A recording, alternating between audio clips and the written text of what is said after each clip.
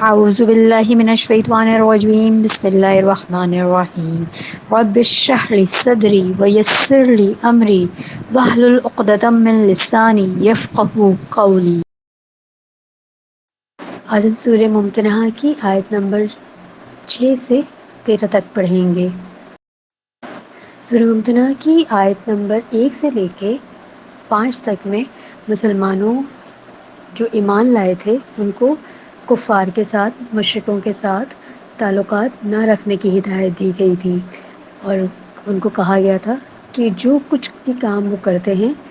اللہ تعالیٰ اس سے بخوبی واقف ہے۔ پھر حضرت ابراہیم علیہ السلام کے اعلان برات کا بتایا گیا کہ جو انہوں نے اپنے والد کے لیے دعا کی تھی، دعائے مغفرت، پھر وہ بعد میں جب یہ جان گئے تھے کہ ان کے والد نے تو اللہ تعالیٰ کے ساتھ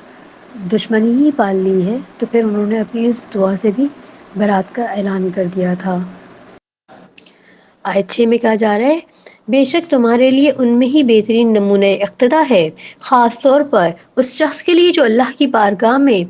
حاضری کی اور یوم آخرت کی امید رکھتا ہے، اور جو شخص روگردانی کرتا ہے تو بے شک اللہ بے نیاز اور لائق حمد و ثنا ہے۔ اگر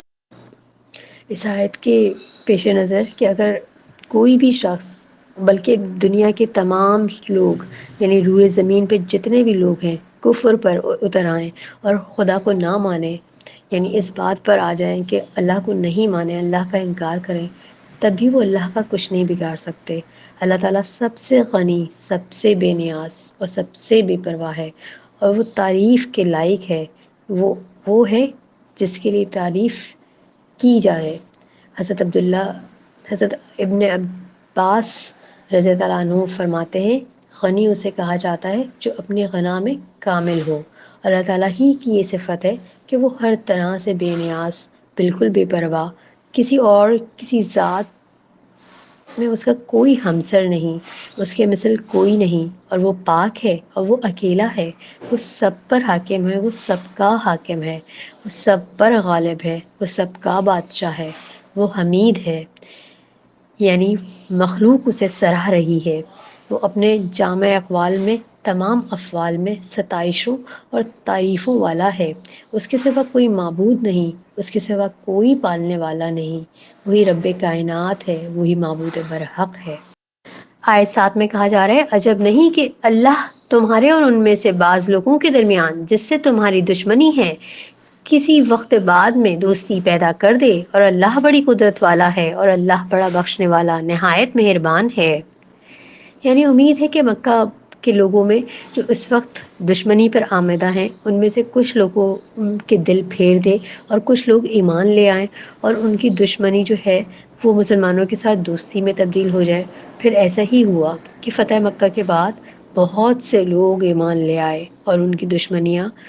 مسلمانوں کے ساتھ دوستی اور خیر خواہی میں بدل گئیں۔ آیت 8 میں کہا جا رہا ہے اللہ تمہیں اس بات سے منع نہیں فرماتا کہ جن لوگوں نے تم سے دین کے بارے میں جنگ نہیں کی اور نہ تمہیں تمہارے گھروں سے یعنی وطن سے نکالا، تم ان سے بھلائی کا سلوک کرو اور ان سے عدل و انصاف کا برتاؤ کرو، بے شک اللہ عدل و انصاف کرنے والوں کو پسند فرمانے والا ہے۔ یعنی وہ غیر مسلم جو مسلمانوں سے نہ جنگ کرتے ہیں اور نہ ان کو ایذا دیتے ہیں، ان کے ساتھ اچھا برتاؤ، نیکی کا سلوک اللہ تعالیٰ کو ہرگز ناپسند نہیں ہے، بلکہ اللہ تعالیٰ کا تو یہ تقاضا ہے کہ انصاف کا معاملہ برتنا چاہیے، تو وہ ہر مسلم اور غیر مسلم کے ساتھ انصاف کا ہی معاملہ ہونا چاہیے۔ اور پھر وہ غیر مسلم جو کہ بے ضرر ہوں، آپ کو کوئی تکلیف نہ دینے والے ہوں، تو ان کے ساتھ غلط سلوک کرنا تو کسی طرح سے نہیں بنتا۔ آیت 9 میں کہا جا رہا ہے اللہ تو محض تمہیں ایسے لوگوں سے دوستی کرنے سے منع فرماتا ہے جنہوں نے تم سے دین کے بارے میں جنگ کی اور تمہیں تمہارے گھروں سے یعنی تمہارے وطن سے نکالا، اور تمہیں باہر نکالے جانے پر تمہارے دشمنوں کی مدد کی، اور جو شخص ان سے دوستی کرے گا تو وہی لوگ ظالموں میں سے ہیں۔ اے ایمان والو، جب تمہارے پاس مومن عورتیں ہجرت کر آئیں تو ان کی اچھی طرح آزمائش کر لو، اور خدا ان کے ایمان کو خوب جانتا ہے۔ سو اگر تم کو معلوم ہو کہ وہ مومن ہیں تو ان کو کفار کے پاس واپس نہ بھیجو، نہ یہ ان کے لیے حلال ہے اور نہ وہ کفار مرد ان کو جائز ہیں، اور جو کچھ انہوں نے ان پر خرچ کیا ہے ان کو دے دو، اور جو کچھ اور تم پر کوئی گناہ نہیں کہ ان عورتوں کو مہر دے کر ان سے نکاح کر لو، اور کافر عورتوں کی ناموس کو قبضے میں نہ رکھو، یعنی کفار کو واپس دے دو، اور جو کچھ تم نے ان پر خرچ کیا ہو تم ان سے طلب کر لو، اور جو کچھ انہوں نے اپنی عورتوں پر خرچ کیا ہو وہ تم سے طلب کر لیں۔ یہ خدا کا حکم ہے جو تم میں فیصلہ کیے دیتا ہے، اور خدا جاننے والا حکمت والا ہے۔ آیت 10 میں جو کہ سورت کا موضوع ہے، اس میں مسلمانوں عورتوں کے بارے میں جو مکہ سے ہجرت کر کے مدینہ آ رہی ہیں ان کے بارے میں واضح پیغام دیا گیا ہے کہ وہ اگر آئیں اور ان کے ایمان پر کوئی ڈاؤٹ نہ ہو تو پھر ان کو کفار کے پاس واپس نہیں بھیجا جائے گا، کیونکہ وہ مسلمان ہو چکی ہیں اور کافر مردوں پر حلال نہیں ہے، اور کافر مرد بھی ان کے لیے حلال نہیں ہے۔ اور یہ کہ اگر ان کے اوپر جو بھی خرچ کیا ہوگا، وہ جس کے بھی نکاح میں سے آئی ہوں گی، ان کے اوپر جو بھی مال خرچ کیا ہوگا ان کے پچھلے شوہروں نے جو کافر ہوئے تو ان کا جو حق مہر تھا وہ ان کو رقم کی صورت میں واپس کر دیا جائے۔ جو بھی اب مسلمان مرد ان سے نکاح کرے گا تو اب کوئی مسلمانوں پہ گناہ نہیں ہے کہ اگر وہ ان کو مہر دے کر ان کے ساتھ نکاح کر لیتے ہیں۔ اور پھر دوسرا حکم مسلمانوں کو دیا گیا کہ اگر مسلمانوں کے پاس ابھی کوئی ایسی عورت موجود ہے ان کے نکاح میں کہ جو کہ ایمان نہیں لائی ہے تو اب وہ ان کو آزاد کر دیں اور انہیں کافروں کے پاس واپس بھیج دیں۔ آیت 11 میں کہا جا رہا ہے کہ اور اگر تمہاری بیویوں میں سے کوئی تم سے چھوٹ کر کافروں کی طرف چلی جائے اور پھر جب تم جنگ میں غالب آ جاؤ اور مال غنیمت پاؤ تو اس میں سے ان لوگوں کو جن کی عورتیں چلی گئی تھیں اس قدر مال ادا کر دو جتنا وہ ان کے مہر میں خرچ کر چکے تھے، اور اس اللہ سے ڈرتے رہو جس پر تم ایمان رکھتے ہو۔ آیت 12 میں کہا جا رہا ہے اے نبی مکرم صلی اللہ علیہ وسلم، جب مسلمان عورتیں آپ سے ان باتوں پر بیعت کرنے آئیں کہ وہ اللہ کے ساتھ کسی کو شریک نہ کریں